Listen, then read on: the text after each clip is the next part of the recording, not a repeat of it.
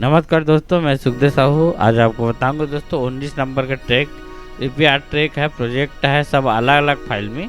ये भांगड़ा रिदम है, भांगड़ा लूप है। अगर इसके प्राइवेट साइज बोलेंगे तो 1 GB है दोस्तों, 1.03 GB है, ये देख रहे हैं।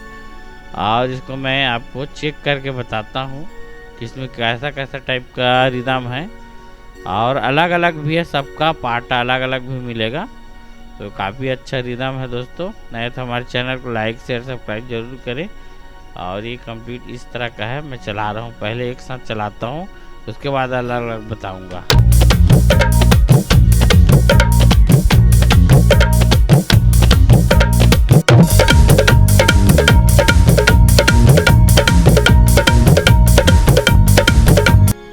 देखिए दोस्तों, इसमें बेस भी आ गया है, तो हम बेस को क्या करेंगे, मिटा देते हैं। तो इस बेस का काम नहीं है इस तरह से।